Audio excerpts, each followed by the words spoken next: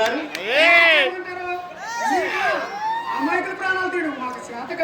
బావగారికి నన్ను చూసే ప్రతిసారి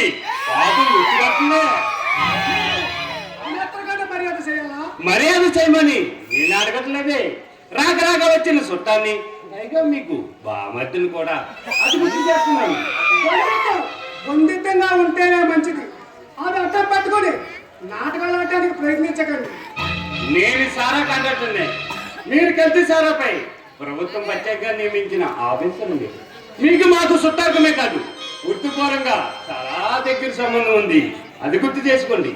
నువ్వు తయారు చేసిన కల్తీ సారా తాగి చాలా మంది చనిపోయారు. ఆ సారా కండక్టర్గా ఆ బాధ్యత మీరు వహించవలసి ఉంటుంది. ఆ కేసును విచారించవలసింది నేను, విచారించవలసింది మీరు. అది గుర్తుంచుకోండి. బావగారు, ఒకప్పుడు మీరు నా చెల్లెల్ని ప్రేమించారు. మీ పెళ్లికి మా నాన్నగారు అంగీకరించకపోతే నేనే దగ్గరుండి జరిపించాను. అది గుర్తుంచుకోండి. అందుకు మీకు నేను చాలా రుణపడి ఉంటాను. కానీ మీరు నా వృత్తికి, నా విధినానికి సంబంధించింది. మీ జీతం ఎంత బాబు? నెలకి 1,00,000 రూపాయలు. 5 కోట్లు ఇస్తాను. కేసులు కొట్టేయండి. బావగారు, కావలసినంత తీసుకుని హాయిగా బతకండి. మీకు డబ్బు లేకపోతే విచ్చలవిడిగా ఖర్చు పెట్టుకోండి. లేకపోతే ఏ 5 సేపులోనో దాచుకోండి. అంతేగాని ఇలాంటి పిచ్చి పిచ్చి మాటలతో నా విలువైన కాలాన్ని వృధా చేయకండి. బావగారు, ఒక్కసారి ఆలోచించండి. చాలా జీతంతో ఎంతకాలం మంది బతికితాడు. పైగా నా సంగతి డబ్బులోనే పుట్టి డబ్బులోనే పెరిగింది. మీకు నెలకు వచ్చిన 1,00,000 రూపాయల జీతాన్ని ఒకప్పుడు 5 రోజులకే ఖర్చు పెట్టేది. నీ పాపిష్టి డబ్బులనే సుఖమందని వాడు పొరపాటు. నీ నాన్న కాదంటున్నా, నీ సెలవులకిచ్చి ఎంత పని చేసావో చెప్పనా? పైసా ఖర్చు లేకుండా, కానీ కట్టిన ఖర్చు లేకుండా పెళ్లి కడుపు దొరకనని ఆనందంలో నీ సెలవులకిచ్చి పెళ్లి చేసావు. నీ వదలబుద్ధి నాకు తెలియదా? నా కోసం కట్నం ఇవ్వలేదనే కదా మీ బాధ. మీ ముష్టి కట్నం ఎవరు కావాలి? జానకిని ప్రేమించాను, పెళ్లి చేసుకున్నాను, అంతే తప్ప మీ డబ్బు కోసం నేను ఏనాడు ఆలోచించలేదు. మా నాన్నగారు బతుకుండగా మీకు కట్నం ఇవ్వలేకపోయింది. అందుకే ఇప్పుడు తీసుకుని ఒక విషయం తెలుసా? మీ నాన్నగారు సగం ఆస్తి జానకిని రాసిస్తాడు. కానీ కట్నం కోసం పెళ్లి చేసుకున్నాడనే అపవాద నాకు రాకూడదని ఆ కట్నం వద్దన్నాడు. అంతేకాదు మామయ్య ఎలా చనిపోయాడో కూడా నాకు తెలుసు. చాలా విషయాలు తెలుసుకున్నారే. నీ కామన్ సిస్టర్ పరిపత్రం కోసం అందుకే నా చేతిలో చిక్కావు. నీ కేసులో నీకు శిక్ష పడడం ఖాయం.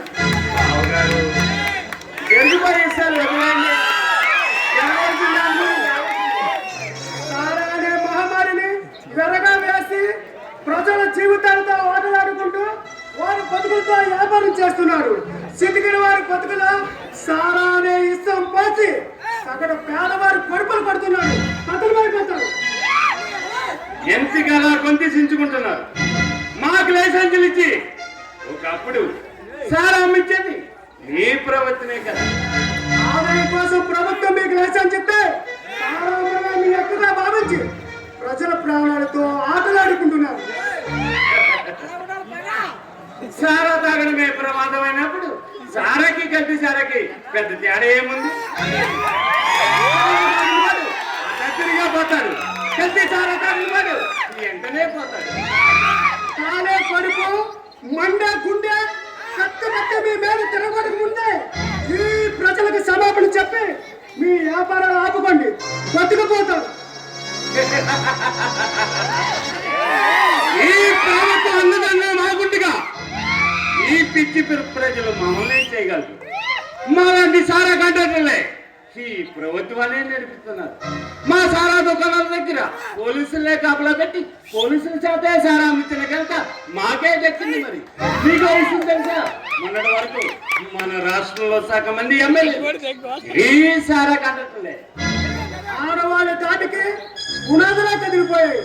అందరూ కలిస్తే అడ్రస్ లేకుండా పోతారు. ప్రజలను గొర్రెలు చేసి ఇటువంటి ఉద్యమాల నిషేధాన్ని మీరు కల్పించే రాజకీయ వ్యవస్థ పోలీస్ శాఖ మా చేతుల్లో ఎప్పుడు కీలు బొమ్మలే. నిషేధం మీరు గారిపోయింది అనుకోవడం నీ యవివేకం. పొరుగు వర్గాల బాధల నుండి వచ్చిన ఈ సారా వ్యతిరేక విప్లవం నీలాంటి వాళ్ళు అంతం చేసే వరకు నిద్రపోదు. సారాకే అమ్మట్టువా అని పేరు పెట్టి రంగు మార్చి సీసాలకు ఎక్కించి మరీ అమ్ముకుంటున్నారు. సారా నిషేధించిన తర్వాత బ్రాండీ అమ్ముకుంటున్నారు. మొత్తం మధ్యాహ్నం నిషేధించిన తర్వాత విదేశీగా దొంగ సారా అమ్ముకుంటున్నారు. ఈ వ్యవస్థ మారాలి బాబు గారు. వ్యవస్థ పాటు ఈ మనుషులు కూడా మారాలి. కొడుపులో సారా సుక్క పడింది పొద్దు గడవని ప్రజలుండగా ఇప్పుడే కాదు ఎప్పుడు మాకు మా వ్యాపారానికి డోకా ఉండదు. ఆ విషయాలన్నీ అలా వదిలేద్దాం. అసలు పాయింట్కి వస్తున్నాను. మీరు తయారు చేసిన రిపోర్ట్లో నన్ను నిర్దోషిగా చేసి చెప్పాలి. అది జరగని పని. నువ్వు తయారు చేయించిన కల్తీ సారా తాగి చాలా మంది చనిపోయారు. చనిపోయిన వాళ్ళ గురించి ఆలోచించడం మీ ఆరోగ్యానికి అంత మంచిది కాదు బాబు గారు.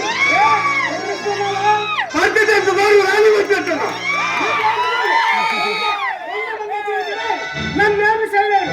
బాబు గారు నా గురించి తెలిసిన వారు ఎవ్వడూ నాతో పెట్టుకోలేదు. నేను ఇటుకలు పేర్చి పైకి రాలేదు బాబు గారు. శవాల్ని పేర్చి బయటకు వచ్చాను. బాబు గారు నేనంటే ఏంటో తెలుసా నీకు? టైగర్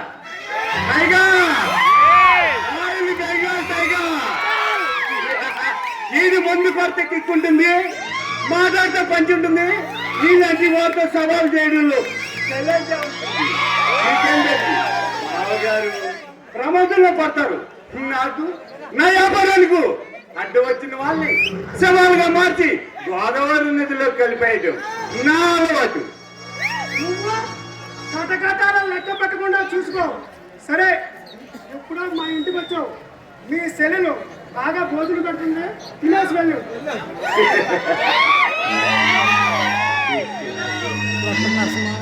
ఇలాంటి వాడిని ఎంతమంది చూడలేదు.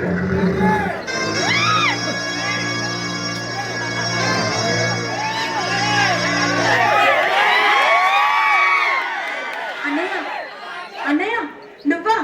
ఎలా ఉన్నావు? ఇప్పుడే వచ్చాను. బాబర్తో కూడా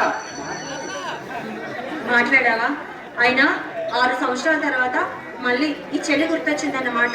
నిన్ను చూడాలని నాకు ఉండేది, కానీ పల్లెలు ఒత్తిడి వల్ల రావడానికి కుదరలేదు. సరేనా అన్నయ్య, ఇప్పటికైనా వచ్చావు, అదే సంతోషం. అమ్మా నిన్ను ఒక సాయం చేయమని అడిగాను. ఏంటి? నేను నీకు సాయం చేయగలనా? అవునమ్మా, నువ్వే నాకు సాయం చేయగలవు. నీ పొట్టింది పొరువుని నెట్టగా కలిసిపోకుండా కాపాడే బాధ్యత నీ మీద ఉందమ్మా. అది నీ వల్ల సాధ్యమవుతుంది. నువ్వేం మాట్లాడుతున్నావో నాకు అసలు అర్థం కావడం లేదు అన్నయ్య. నేను తయారు చేసిన సారా తాగి 150 మంది మరణించారు. దాన్ని పరిశీలించడానికి బావగారు వచ్చారు.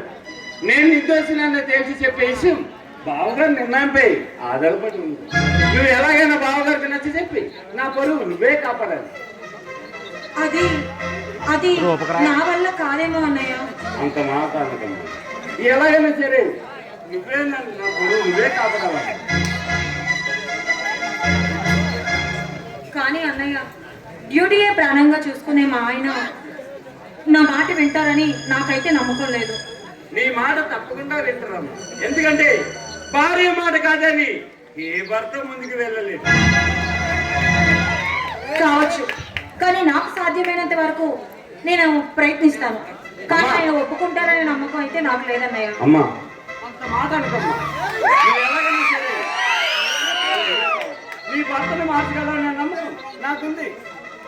అర్జెంట్ పని ఉంది, వస్తాను. అదేటన్నయ్య, ఇప్పుడే వచ్చి అప్పుడే వెళ్ళిపోతున్నావు. నీ మేనల్ని కూడా చూసి వెళ్ళన్నయ్య. ఆ కేసు తేలిన తర్వాత అప్పుడు తీరిగ్గా నీ ఇంటికి వస్తాను.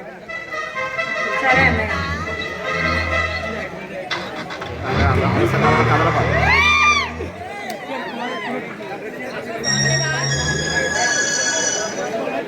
ఆ చెయ్యండి.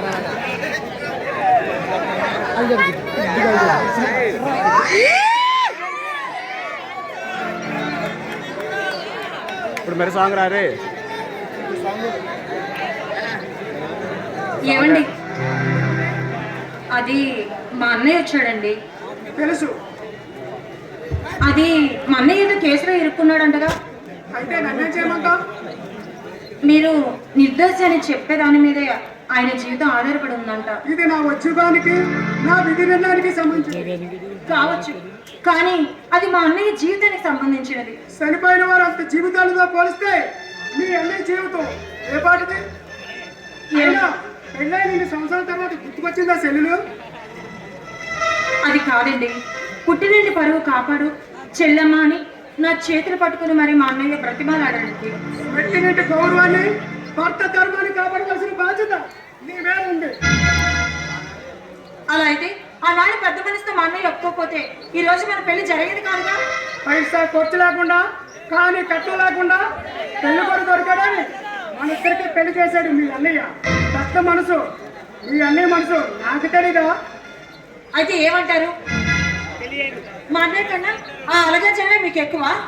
చనిపోయిన వాళ్ళు తిరిగి వస్తారా? అంటే అలగాచనం కోసం మీరు ఏదైనా చేస్తారా? చెప్పండి. జరిగే నీకు పుట్టింట్లో పుట్టిన అహంకారం ఇంకా పోలేనట్టుగా ఉంది. ఆ పేదవాళ్ళ దత్తుడు అయితే ఒకప్పుడు నీ భర్త దత్తుడు కాదా? లేక ఎంత మంది ప్రాణాలు తీసినా మీ అన్నయ్య గొప్పవాడా?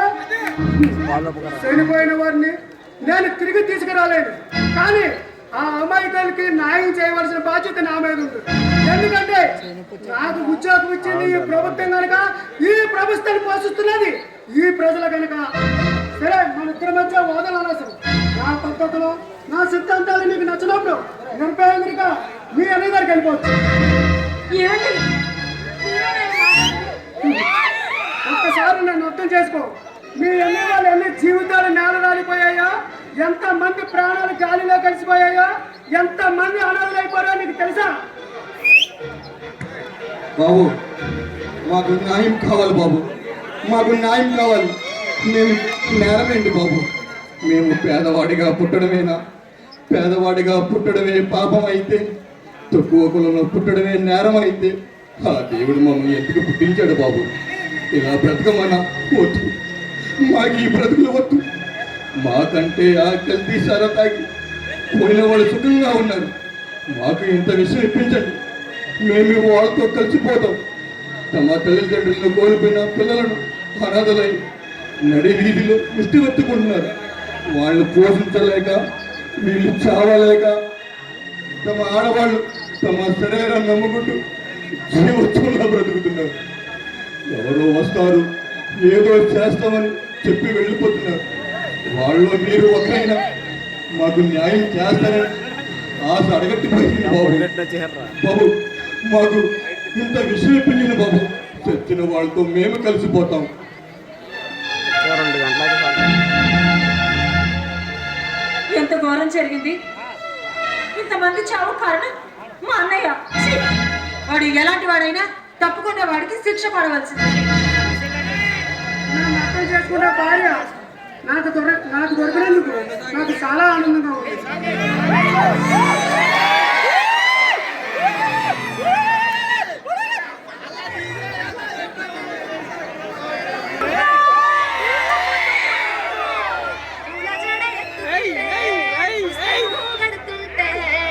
కన్ను చూడకుండా కన్ను నాకు కొడుతుంటే